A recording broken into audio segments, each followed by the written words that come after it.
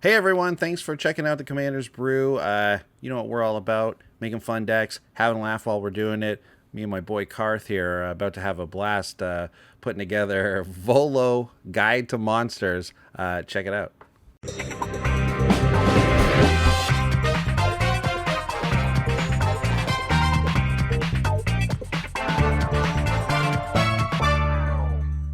All right, let's get into Volo Guide to Monsters. This is one that was a commander that came from the main set, the AFR, the Adventures in the Forgotten Realms, and this is one that really just leaped out to me. I mean, look, Simic is just, we know Simic is good. We're all kind of like tired of how good Simic is and all the good stuff they get. But lately they've been getting like a whole other angle of fun stuff that they get to play with. And by they I mean we, because I feel like I've been a Simic player forever. Like that's my main two colors. But now we get all these we get all this token stuff. We're also a token deck now, where we get to like make all these fun tokens. It's really great. So let's go ahead and just read Volo so you can get an idea if you're unfamiliar with what this card's doing.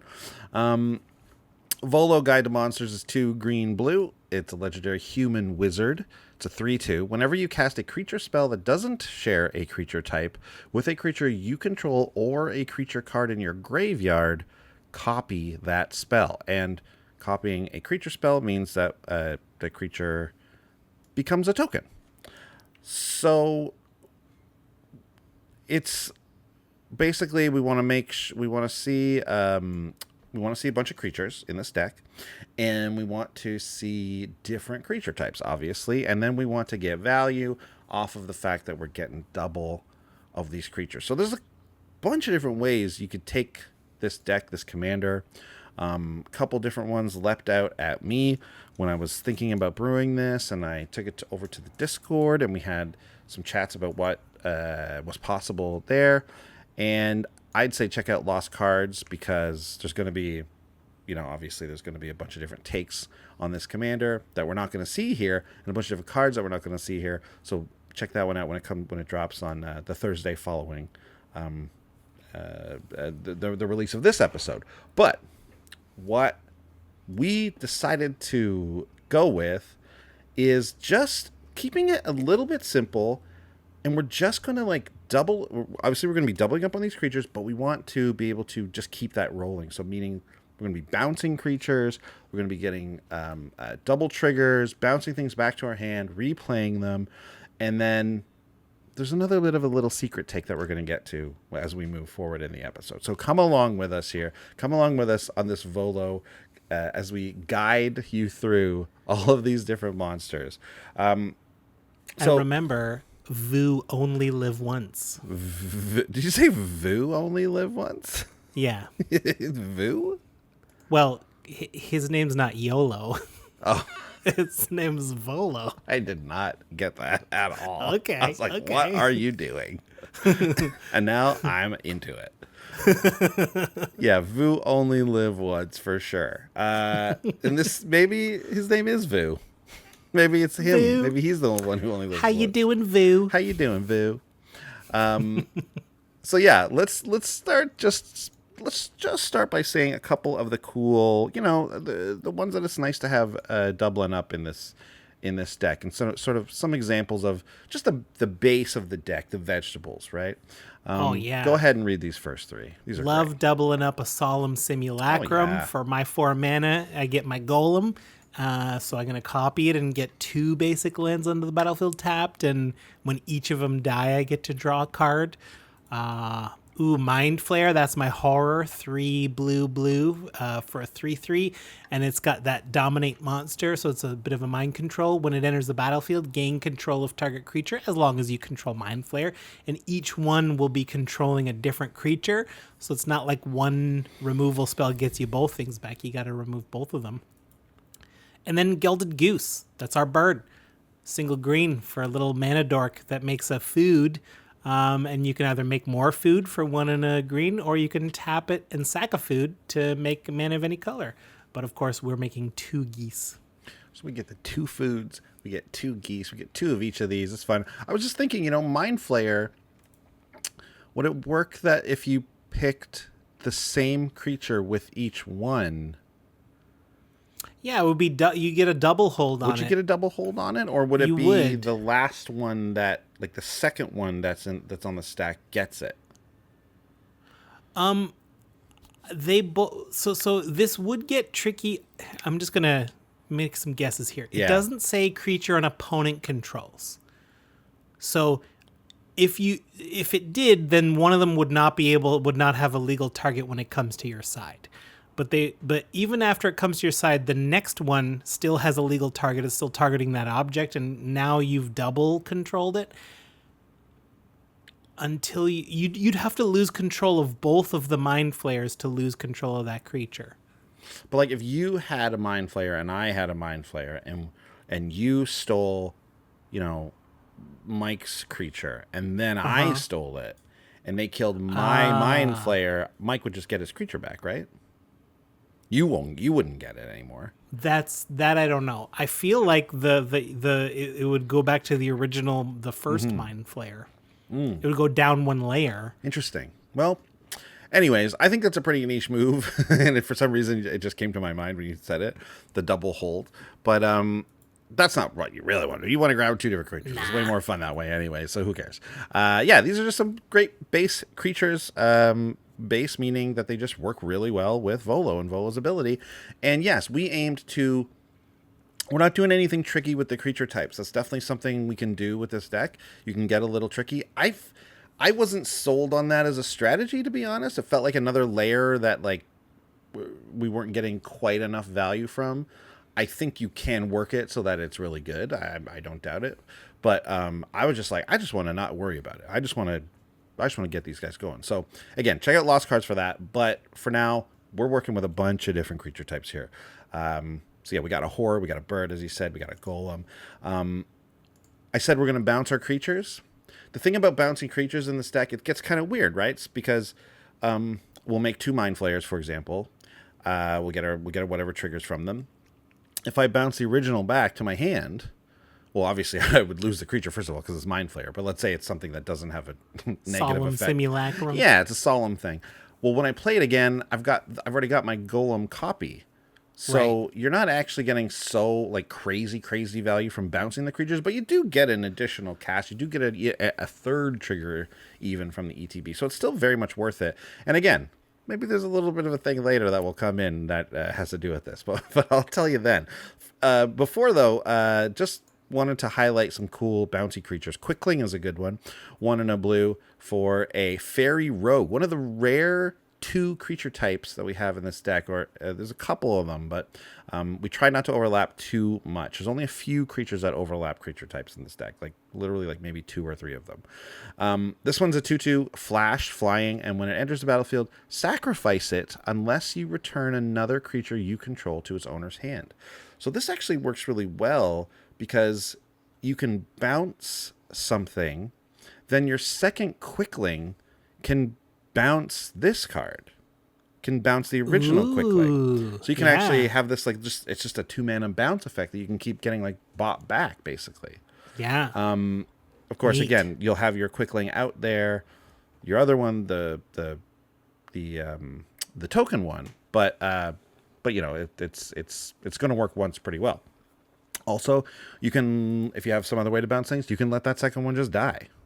It kind of doesn't, it doesn't matter. You might want to do that if you want to have Quickling in your hand again later, right? So this is a great creature to have. Mana War is another great one because this is, not only is Mana War a 2 and a blue 2/2 that bounces a creature when it enters the battlefield, but it's a jellyfish. It's a very unique creature type. We love unique creature types in this deck because obviously we're not going to double up here.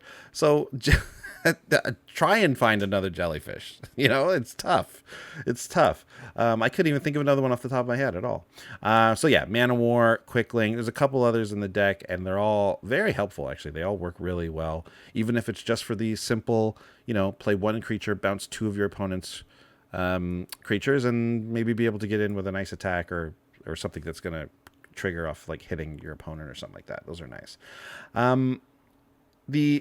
Not the secret thing, but another great thing to do with Volo because we're going to have a couple of cards in this deck that double up tokens, because, it's just great to have when you have Volo. We're going to have some stuff that works with tokens. Why not make some stuff with Volo that makes even more tokens? Sean, take these two. These are just so good in this deck. Yeah, Deep Forest Hermit. This is our elf druid. Here's one of those double ups. Yeah, this is one of the few double ups. Yeah. 3 green with Vanishing 3, so it's going to disappear after 3 of your upkeeps once you remove the last Vanishing counter. But when it enters, so it starts as a 1/1, but when it enters, you make 4 1/1 green squirrel creature tokens, and squirrels you control get +1/+1. So you're really making like 8/8 worth of power. Yeah, it's a lot. But if it's your only elf/druid, you'll make a copy of this. Each one will bring in 4 squirrels. So that's 8 squirrels, each getting +1/+1 from each of them. Mm-hmm. So it's a total of +2/+2. So 8 times 3, you're bringing in 24 power and toughness. Yeah. That's pretty good for 5 mana. That's pretty good. Quite strong. That's for 5 mana, yeah. Similarly, Hornet Queen, that's our insect 4, green, flying death touch. When it enters, you bring 4 1/1 green insects with flying and death touch. Hornet Queen's a 2/2, and so we get 8 1/1s, and the other two, no one's getting through. Like, no one can attack you forever, ever again. They need a board these wipe. Flying death touchers. They absolutely need a board wipe to get through you here. Yeah. Or one of those, everything gets -2/-2. An Elesh Norn might work. True. Yeah. It's probably true.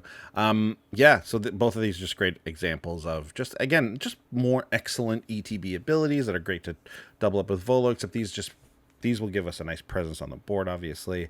When I'm making tokens, the quantity I like is oodles. Yeah, right. More than 2, even though 2 is still pretty good. That's our base, right? We're going to make some tokens. We can bounce and get these ETB triggers going again, get some value that way, and then just value from Volo. You may have noticed that this is something that actually didn't occur to me right away. It's Sean, I think, it's something you said on the last episode, I think, or maybe the one before that, about Volo. It's how you will not find any humans or wizards in this deck outside of Volo because, of course, Volo is a human wizard, so nothing works. It doesn't work that way.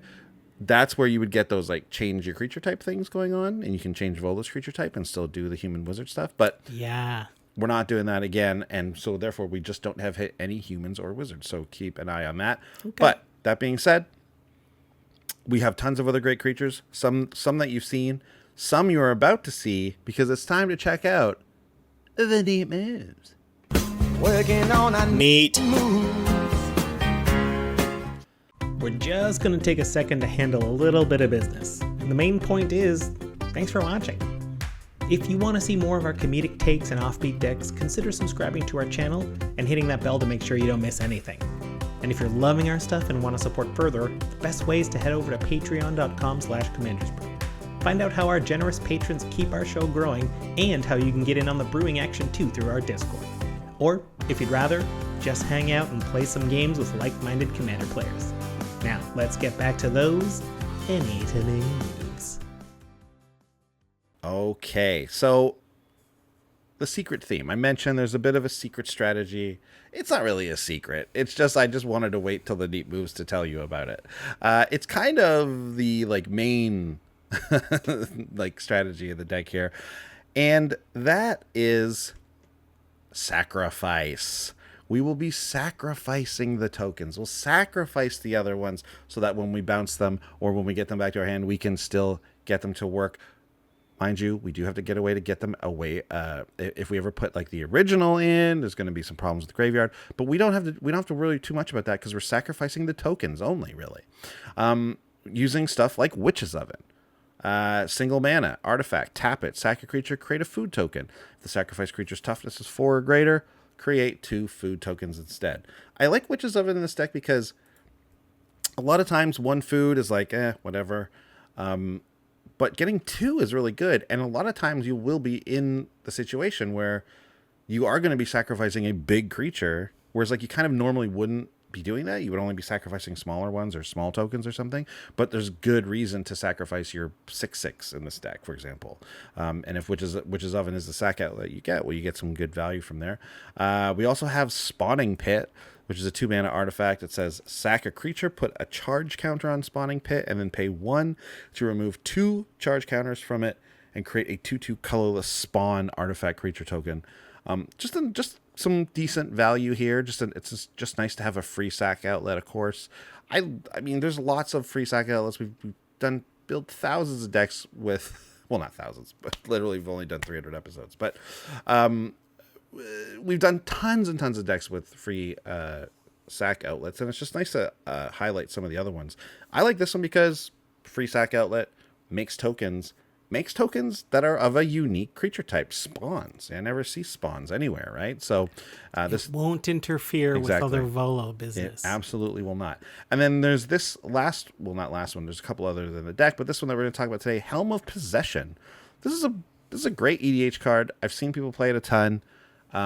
It's no secret, but for some reason it never springs to the top of my mind when it comes to sacrifice outlets or even just what it does, which is 4 mana for an artifact. It says you may choose not to untap Helm of Possession during your untap step, and then you can pay 2, tap it, sack a creature, gain control of target creature for as long as you control Helm of Possession, and Helm of Possession remains tapped. You can do that at instant speed, which is nice.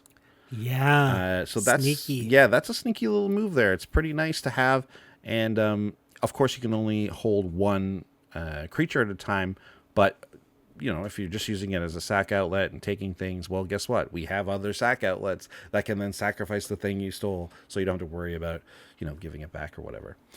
So it's a nice little sack outlet. These outlets, of course, have their own value attached to them, but they also do work with the rest of the deck. Sean, read these next 3. The middle one is actually kind of just its own thing as well, but read all 3 of these. Yeah, Foster's a great sack machine there. It's 2 green for an enchantment, and whenever a creature you control dies, you may pay 1. And if you do, reveal cards from the top until you reveal a creature card, put it into your hand, the rest go into your graveyard. So it fills up your graveyard a little bit, maybe. It doesn't replace the sack effect. You're not sacrificing to this. This is not a sack outlet, but this just beefs up your sacks. Yeah. So you get to pay. This is why a free sack outlet is so key. We don't get a lot of new ones. Yeah. And so very often I'm like, well, I guess I'll run one that costs 1. It's like, well, Foster is your one that costs 1 along with your free ones. Yeah. So now you just get to extra card draw off of that. That's pretty nice. Yeah. Evolutionary Leap is another similar one, 1 and a green. This time you do pay the 1 to do the sack. Reveal cards until you reveal a creature. That one goes into your hand. The rest go on the bottom. This one does not fill your graveyard. But in both cases, you're drawing extra cards. And then Death's Presence. I love having this on the board if I'm sacrificing things. 5 and a green for an enchantment. And whenever a creature you control dies, put X +1/+1 counters on target creature you control, where X is the power of the creature that died. That's going to make creatures huge for attacks. I can sacrifice creatures at instant speed if I have the ability to like, if you ever leave something unblocked, I get to be like, oh, look, I can sack enough things and just kill you with these counters. I can make something big before the oven eats it to get 2 foods out of it. This thing, it's cost 6. It's technically a do nothing as soon as it lands, but it pays off. Yeah, especially if you have one of those sack outlets that's free. It's just Death's Presence does kind of do something the turn that you play it, assuming you have the setup of the creature and the sack outlet. I mean, it's a lot to ask for, but at the same time, it can be quite potent if you get it down and working. Potent. So speaking of, we're not just going to be sacrificing, our copies, our other Gilded Geese, or even our Solemn Simulacrums and tokens from Hornet Queen and stuff like that. We actually have a couple creatures in here that are just meant to be sacrificed and meant to be made doubles of, including Reef Worm, which is a great little card, 3 and a blue. It's a worm. It's a 0/1. When it dies, you create a 3/3 blue fish creature token with, when that creature dies, create a 6/6 blue whale creature token with, when this creature dies, create a 9/9 blue kraken creature token. All of those are unique creature types in this deck. We actually don't, so they're not going to interfere with anything either. I didn't even really do that on purpose. It just kind of ended up being the case. So if we get 2 of these, that's really great. what you can do is you can take that token of Reform the copy, sacrifice it down to a 9/9 Kraken or whatever, and then bounce the other one, and then you can keep going. Then you can actually do this thing over and over again, where you're just going to get a bunch of these bigger tokens.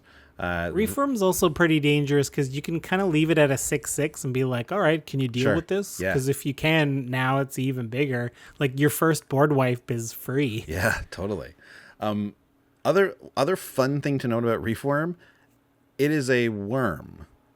WORM. Oh. Whereas there are a lot of green worms that are WURMs, and those are different creature types. You know how I'm a little bit of a stickler for creature types. We have mice and we have rats, and that drives me nuts. Yeah. I never realized that. Yeah. Now, let's add it to the list of things that drive me nuts. I thought you were going to say, I like that they're different. Of course not. Well, but this is a little worm, like an earthworm. This is like a sea worm. Whereas those worms are more like giant beast creatures that are just a completely different species. They just happen to have the same name. It sounds the same. It's spelled differently. It's okay. Okay. I mean, there's similarities though. Like they're like long, stringy things that scooch around. Yeah, they have mouths that do this. That open weird. Yeah, no question about it. Nagas and snakes. Come on, man. But I love it. I love that they're different. It's funny because I don't even think I included a different worm. You could Palaka worm's a great one to put in the deck if you have one of those. I think I meant to do that and forgot. So include Palaka worm in this deck just so that you can be like, it's a different kind of worm. Don't worry. Yeah, just to get people on there, just to drive them, just to be so annoying. It's like, I'm gonna cast Palaka worm and then I get a copy of it. So 2 Palaka worms like, no, you got. It's like no. Reef and worm. weep. Worm. It was a worm. One of them's a worm, and one of them's a worm. The other creature that if you've got a creature that's a WERM worm, I'm gonna WYRM is a fantasy animal, right? But there's none of those in Magic, is there? I don't believe so. No, and okay, I think those are the ones that are flying. Like WYRM, I think are like Drake-looking things that are like fly. Correct me if I'm wrong, fantasy fans. Our other creature that we have that does a similar thing is Mitotic Slime. 4 and a green for a 4/4 that says when Mitotic Slime dies, create 2 green ooze creature tokens with when this creature dies, create 2 1/1 green ooze creature tokens. So this one will prevent you from getting the next double Mitotic Slime because they're all oozes. But, if your idea is to sacrifice them all down to some kind of good effect, then that's fine. It doesn't really matter. But otherwise, it just comes out. You get 2 of these. They're just providing all kinds of crazy value. You're doubling. Like if you have, what are they called? What's the duo? They're in the deck. What are they called? Adrix and Nev. If you have Adrix and Nev, which is the double, they make twice as many tokens. Just goes absolutely nuts with Mitotic Slime. Things just get like the math. It just gets wild. So it's a lot. Reform is 4 creatures. Mitotic Slime is 7 creatures. If you want to for 5, I don't think you can do better than 7 creatures for 5. It's pretty wild, yeah. So yeah, those are a lot of fun to do. I'm actually just really stoked to get Mitotic Slime in a deck where it makes sense. I've kind of always looking to do that, and always happy when it works out. Yeah. This next one is cool. I was pretty happy to remember this card. Twinning Staff, 3 generic for an artifact. If you would copy a spell 1 or more times, instead copy that many times plus 1 additional time, and you can choose new targets, but that doesn't matter. We're going to be copying creatures, so we'll get 3 creatures. Yeah. You also can pay 7 to copy an instant or sorcery you control. Are there any in the deck? Are there very few? A couple of ramp spells, couple counter spells. If you got nothing else to do with that mana, why not? I mean, sure. Probably not going to come up, to be honest. But just 3 minutes and now all your stuff is triple. That's pretty good.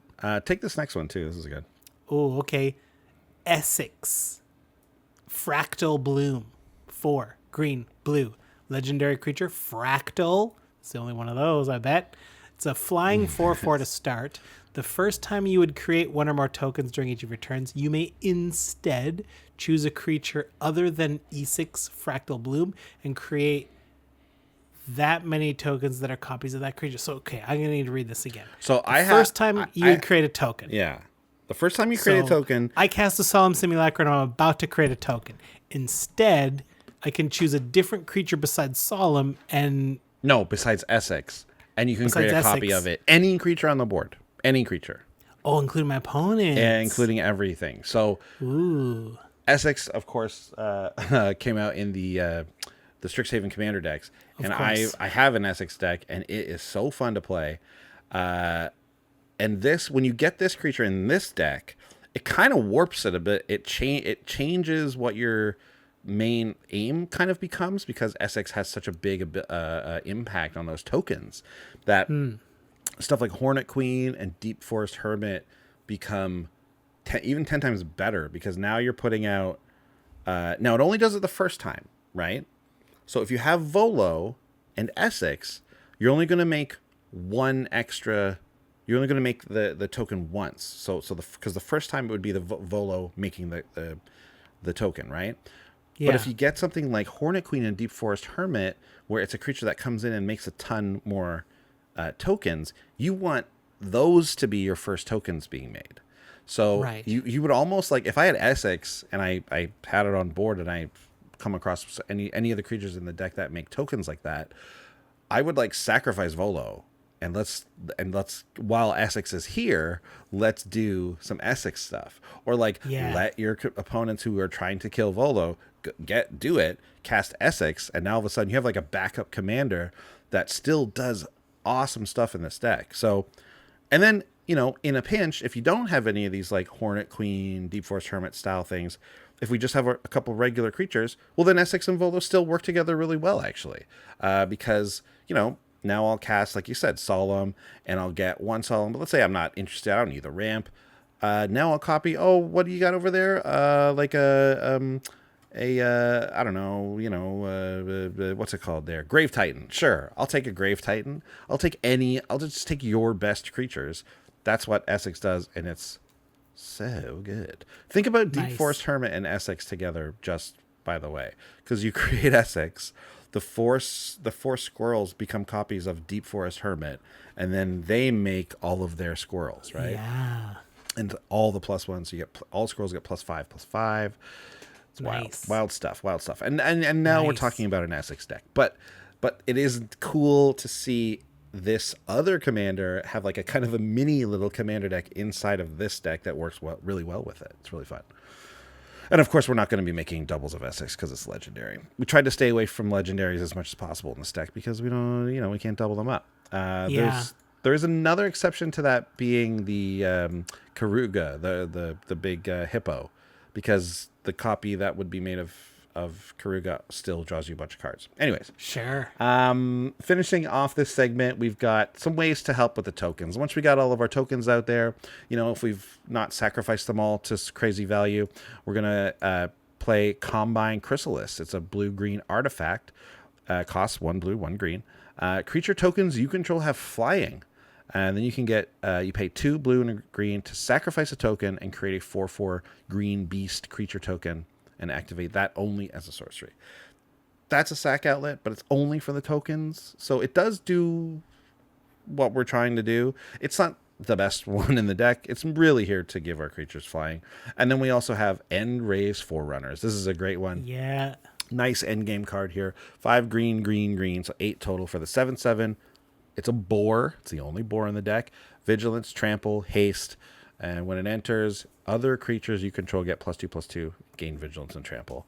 So overrun the team with 2 End Raise Forerunners coming out. Not too bad. We'll take it. Overrun, yes. Right? Yes. Not bad at all. Nice. So yeah, that's it. There you go. It's a lot of stuff happening here, you know. Volo, we're getting all kinds of other tokens. We're just doubling up value ETB triggers and then also sacrificing stuff for even more value. I mean, that's Simic. It's just disgusting value. Like, imagine it's not as disgusting value as Sultai would be. Imagine this deck as a Sultai deck. but it's very strong. It's very good. It's really fun too. That's why it's a good deck, I think. But I wanted to thank our Discord helpers at this stage. I actually had I had a bit of a wild time brewing this deck. I was in and out of the Discord, but you know what? The crew was there. They kept it. They kept the what's it called when you keep the boat? What do you keep it afloat? You know, you keep it going. Yeah. Bravester Robin, Jason Belk, Sloth Bear 55, Nosrak 2, Chaddington 2, Loki Dragon 87, Bunksteak, Micah Eternity's Crafter, Jared, Groove Chicken, and Beppo, all in there with a bunch of different ideas.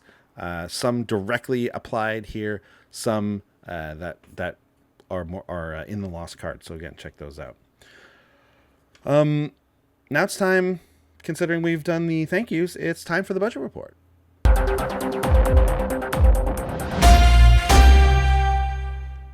All right. So this one, we got to about 114, 120, 110, somewhere in and around there.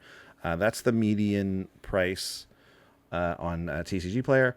The low, just slice that in half. It's like $60 to $64. So that's nice, right? So that just goes to tell you that there's definitely a even more budget version of this deck out there. There's a couple key cards that we can cut out. The most expensive cards in the deck ended up being I said them earlier, Nevix or Adrix. Oh, I forgot to put them in. Yeah. I know that some of those sack outlets are pretty pricey, like spawning pits, like $6 or $7. Exactly, and that's what it kind of equaled out to, is that we got a lot of these like $5 to $7 cards, and that's just the reality of Commander right now. Adrix and Nev, I think, coming in around $8, $9, and of course, the most expensive card in the deck was Panharmonicon. You know, it's going to get to the point, I think, where Panharmonicon is just going to keep going up in price, and we're not going to be able to put it in budget builds anymore. But hey, it's $10. We made it work here. I think it's too good to not include, because we have so many ETB triggers, and that's just the way this card works. It's always too good to not include, right? Yeah. But I mean, you know, if you can get the whole deck for like $60 to $70, including these cards, that's not bad at all. So look for the low end of it there. Couple pricey ones that we didn't run because they just put it over the top here. Sean, did you know this card was $20? This one here in the notes here. I did not. Tender Shoot Dryad. Oh, I feel like this is our boy. I feel like you and I loved this card so much when it came out. We put it in so many decks, and it's $20. The 4 and a green 2/2 with a send at the beginning of each upkeep. Created 1/1 green Saproling creature token, and Saprolings get +2/+2 if you have the City's Blessing. I mean, it's no surprise. Once around the table, you've got 3 additional tokens. Well, 4, because you get 1 on your turn, too. Like, that's just too much. Yeah, you basically get 1 right away because of the next person's upkeep. It's definitely acts fast. Like, that's really good. Ascend is nothing. It's so easy to get the City's Blessing. So people just figured out the secret. No longer. And of course, we're doing a lot of token business, so Parallel Lives. We're not even talking doubling season. Like Parallel Lives even is it's $45 now. Wow. It's that 4-mana enchantment, and if you would get 1 or more tokens, you get double. Great. Right. Do the next one too. Oh yeah, Wormcoil Engine, right? This thing's been expensive forever, except for the brief period it was printed in the mono red. Yeah. Duretti deck. That's right. But you gotta shell out $25 minimum for this. But it's one of the best artifacts there is. It's 6 mana, WURM. Yes, that's the key. That's it, right? So this can be your worm if you want. It's a 6/6 Death Touch and Lifelink, and if you kill it, it makes 2 more worms. Each 3/3, 1 with Death Touch, 1 with Lifelink. It's the ultimate sack outlet. Recur it. It's brutal. Just works with the rest of the deck. If you got one, you're not using it, build this deck and put it in. It's great. Yeah. Well, there you have it. That's the whole thing. There it is, Wormcoil Engine. Yeah. All right. Well, that's the deck. That's the ones we didn't run. The ones we did run, we had a fun time. I think this deck is a ton of fun. I have an Essex deck, so I've got this token Simic deck already, but I do want to put this one together also because it's slightly different. But yeah, check out the Lost Card, which is coming up later in the week. We'll talk about some other of the angles we didn't take here, and I guess we'll see you over there, and we'll see you next week with a brand new deck tech. Bye. Bye. Thanks for watching. If you love what we're doing, consider supporting the show by going to patreon.com/commandersbrew. And if you want to get any of the cards from our deck list, go to our TCG Player affiliate link below. That helps us out too, and for a free way to help us out, consider sharing the show with some friends. Like and subscribe, add a comment or two. See you later. Bye.